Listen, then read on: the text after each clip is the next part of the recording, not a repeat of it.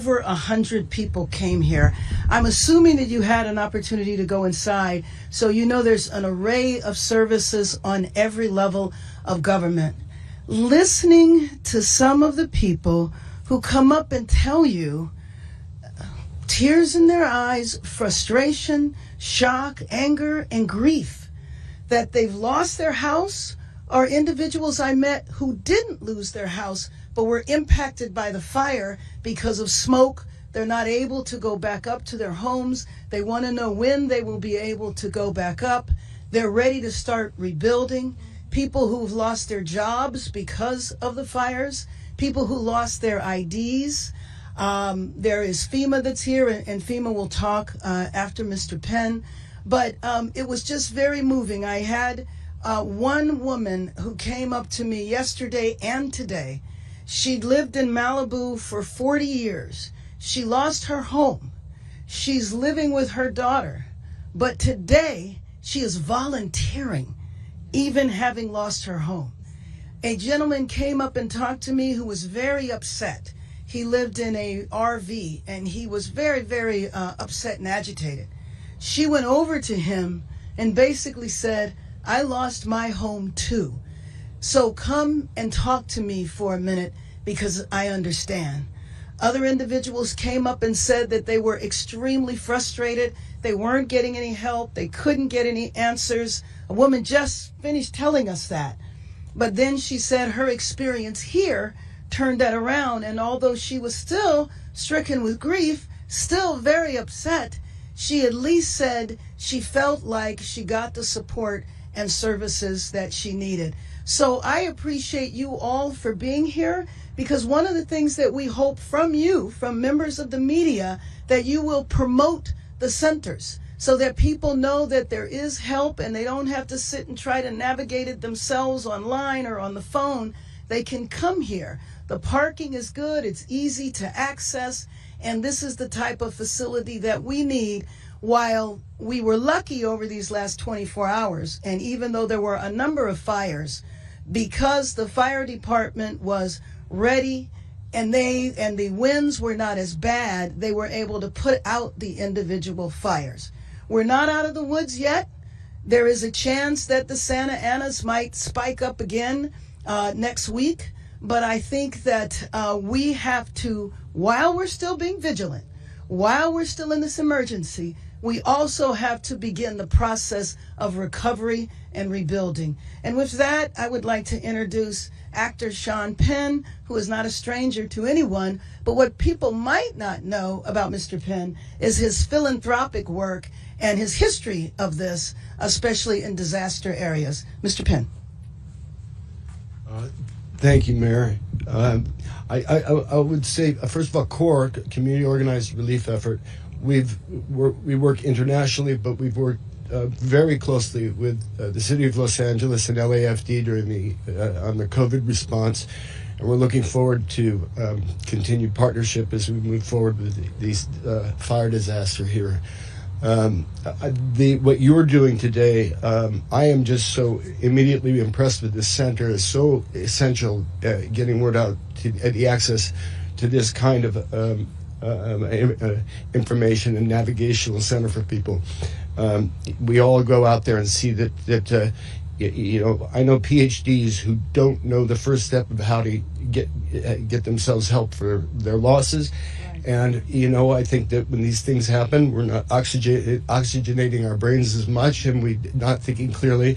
And the simple thing of coming to a place like this for those who can, and offering to maybe help a neighbor to get to this place for someone who can't, and the way that this is being handled, as the mayor said, the lady who was testifying about it, and I saw it there's an awful lot of compassionate people in there who really enjoy being able to help these people coming in, and so we know we have a very long recovery here.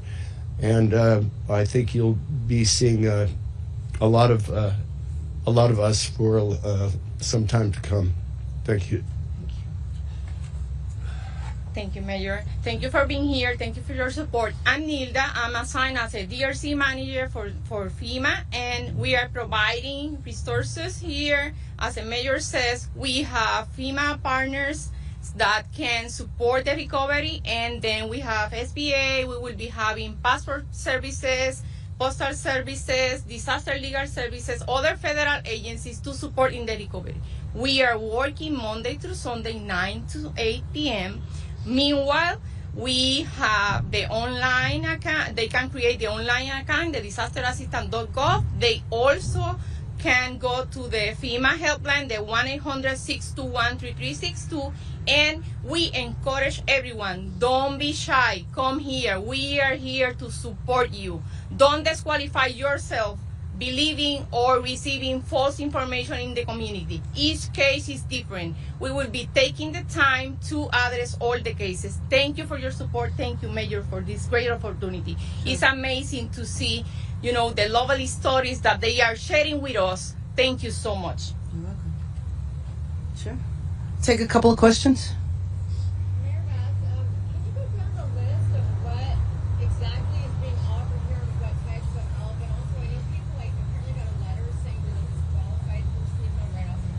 Sure, and you might want to, would you like, on the FEMA question, I know that if you got a letter saying that you're not approved, don't stop there, because that's just the beginning of the process. So you can be approved, and I will let the FEMA person speak in a minute.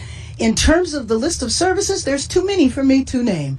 I can certainly get you a list, but we have everything represented from the county, the state, the federal government, the city, just about every department or agency that you could think of that touch people right now, whether you're talking about the disability department, the employment and development, EDD, DMV for driver's license, for ID, passports, just about everything. There's also health services here, mental health services. And you can imagine, you're talking about people who have been severely traumatized.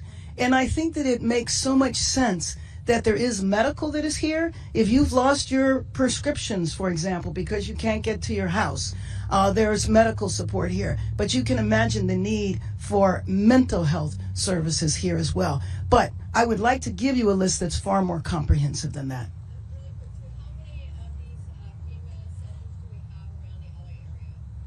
At this moment, we have two. One here in At this moment, we have two DRCs in place. Here, one in Los Angeles and the other one in Pasadena. And today, we were working on on-site visit inspections to open the third one.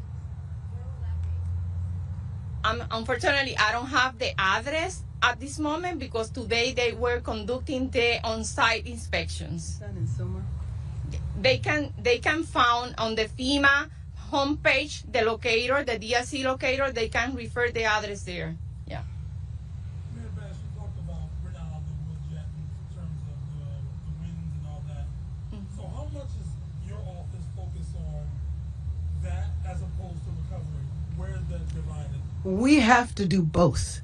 Absolutely both. So at our Emergency Operations Center, it's going 24/7. It's fully staffed with all of the county departments, and it's only fully staffed like that in an emergency.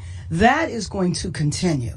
But in terms of the recovery process, just this week alone, I introduced executive directives because in there, a couple of other departments, I just remember, Building and Safety, Bureau of Engineering, two key city departments if you want to rebuild. And so we have to do both at the same time. People lost their homes, but they're also ready to get back up and running. And given that the building process takes a long time, even if you do expedite and get rid of all the red tape, people are ready to get started now. I was very excited to see that table was already occupied with people waiting to talk to people there.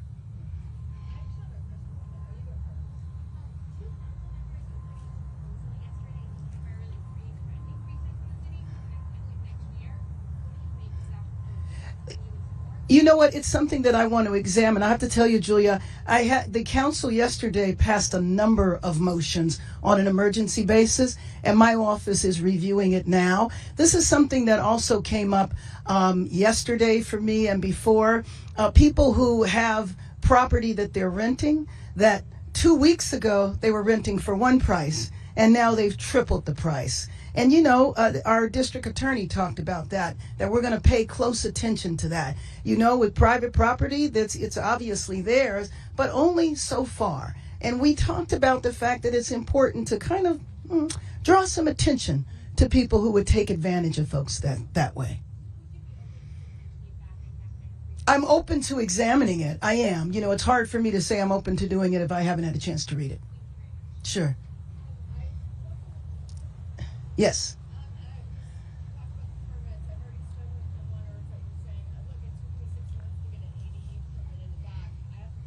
It won't this time.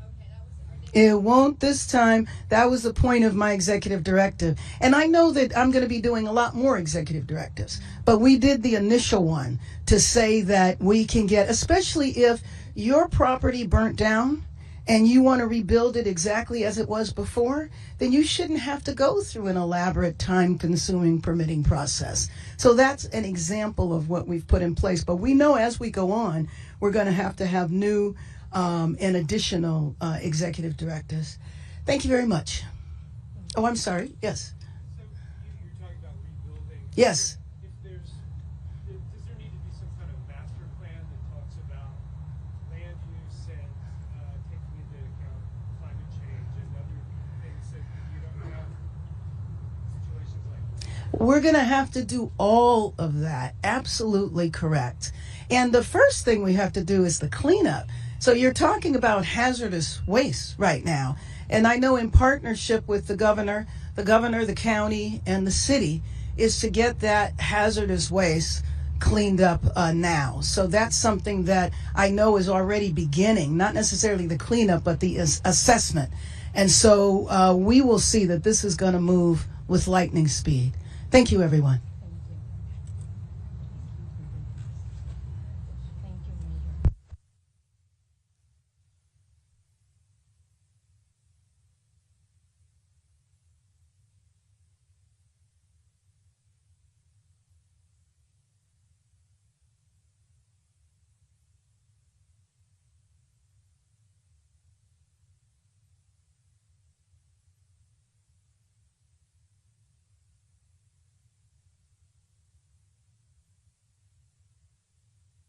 华人看世界尽在华人资讯网好视频。